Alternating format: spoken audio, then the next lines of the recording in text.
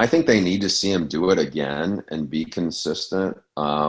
He's got all the talent in the world. I mean, he is a 6'3", 220-pound guy who runs well. He's strong. He's got a terrific arm. I mean, there's people I've talked to who are in that, QB space who've been around both he and Trevor Lawrence. Now, granted, they saw Trevor Lawrence when he was coming out of high school. Trevor Lawrence was probably 6'6", 210 and wiry, muscular. Now Trevor Lawrence's body is filled out.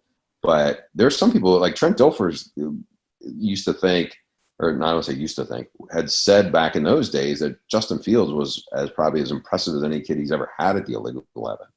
And I think working with Ryan Day's very hands-on with that position, only helps him that much more. I mean, to me, Justin Fields is like the 2.0 version of any Ohio State successful quarterback they've had there, in terms of, and I'm not saying he quite has as much arm strength as Cardale Jones had, but I think, Dwayne Haskins is a terrific passer, and he has that. He's as athletic as any of the running quarterbacks they've had.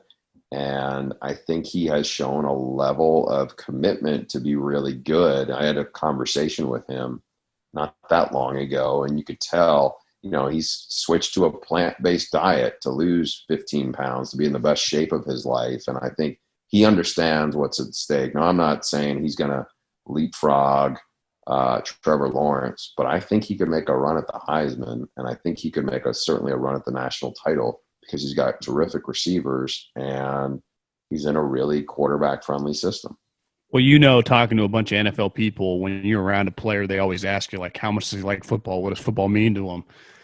Him leading the charge, or at least being one of the guys on trying to get the season going, is going to be a huge plus for him if he improves this year, because he didn't opt out. He didn't not want to play. He wasn't on the fence. Like, to me, he was the leader of the group, beside the coaches, of like, I want to play football. And to me, that's a huge positive. Like, I didn't watch Ohio State that much last year, but I am excited to watch this guy, just seeing his character play out the way during this virus, on how, him leading the charge, which I just know the way NFL people think, that's going to be a huge plus for him in every draft room.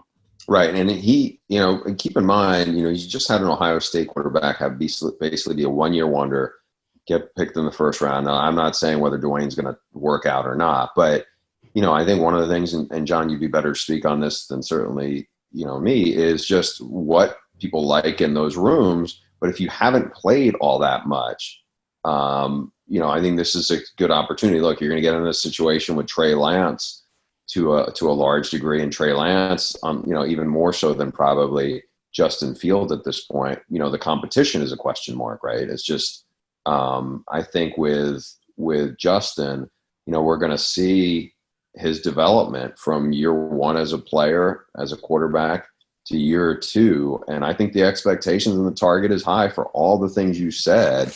And I'm interested to see, because I don't feel like people don't, I don't want to say they don't know a ton about Justin Fields, because they certainly know he was a 5-star guy and he started his career at Georgia and all that. But, I think it's still kind of like, hey, let's see what we have here. Because everybody has seen a lot of Trevor Lawrence now.